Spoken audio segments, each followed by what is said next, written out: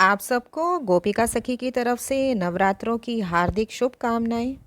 दोस्तों, हमारा दुर्गा सप्तशती का पाठ चल रहा है। 9 अध्याय हमारे हो चुके हैं। आज हम 10वां अध्याय करने जा रहे हैं। ये जो 10वां अध्याय है ये शक्ति तथा संतान सुख के लिए किया जाता है और इस अध्याय में शुंभ के वध का वर्णन किया गया है। इस अध्याय को शुरू करने से पहले जो माता रानी का सर्वप्रिय जो मंत्र है उसका हम एक बार उच्चारण कर लेते हैं। सर्वमंगल मांगल्ये शिवे सर्वार्थ साधिके शरण्ये त्र्यंबके गौरी नारायणी नमोस्तुते। अपना अध्याय शुरू करते हैं। ऋषि बोले, राजन, अपने प्राणों के समान प्यारे भाई निशुंभ को मारा गया देख तथा सारी सेना का संहार होता जान शुंभ ने कुपित होकर कहा, दुष्टे दुर्गे, तू बल के मद में आकर झूठ मूठ का घमंड न दिखा। तू बड़ी अभिमानी बनी हुई है किंतु दूसरी स्त्रियों का सहारा लेकर लड़ती है। देवी बोली, ओ दुष्ट, मैं अकेली ही हूँ। इस संसार में मेरे सिवा दूसरी कौन है?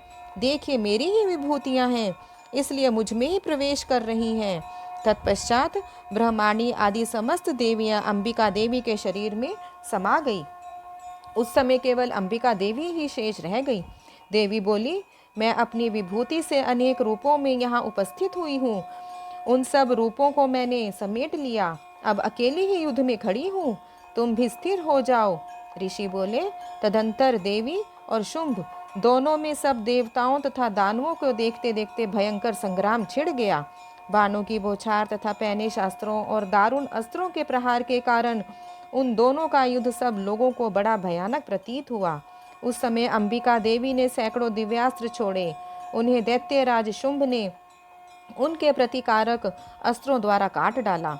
इसी प्रकार शुंभ ने जो भी दिव्य अस्त्र चलाए उन्हें परमेश्वरी ने भयंकर हुंकार शब्द के उच्चारण मात्र से खेल खेल में ही विनष्ट कर डाला।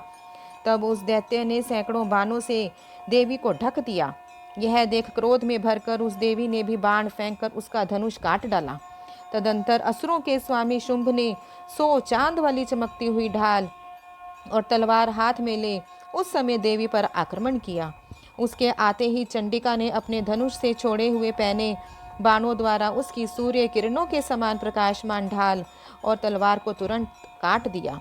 फिर उस दैत्य के घोड़े और सारथी भी मारे गए। धनुष तो पहले ही कट चुका था। अब उसने अंबिका को मारने के लिए उद्यत हो भयंकर मुदगर हाथ में लिया। उसे आते देख देवी ने अपने पैने बाणों से उसका मुदगर भी काट डाला। इस पर भी वह असुर मुक्का तान कर बड़े वेग से देवी की ओर लपका। उस असुरेश्वर ने देवी की छाती में मुक्का मारा। तब देवी ने भी उसकी छाती में एक मुष्टि प्रहार किया। देवी का थप्पड़ खाकर दैत्यराज शुंभ पृथ्वी पर गिर पड़ा, किंतु पुनः सहसा पूर्ववत उठकर खड़ा हुआ।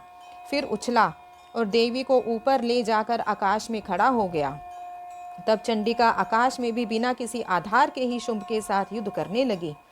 उस समय दैत्य और चंडिका आकाश में एक दूसरे से लड़ने लगे।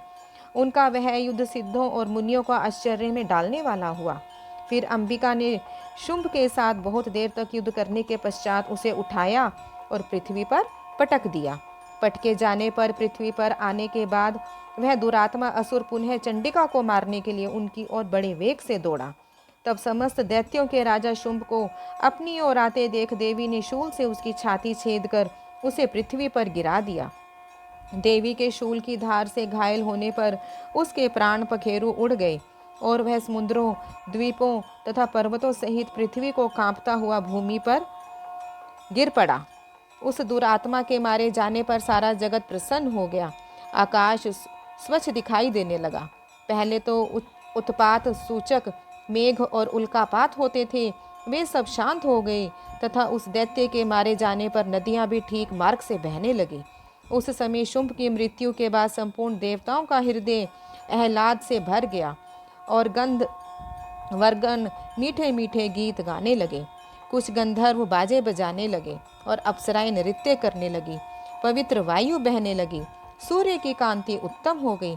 यज्ञशालाओं की बुझी हुई आग अपने आप प्रज्वलित हो उठी। तथा संपूर्ण दिशाओं के भयंकर शब्द शांत हो गए। इति शुभवध नामक 10वां अध्याय समाप्त। सबको प्यार भरी जय माता की, जय माता की, जय माता की।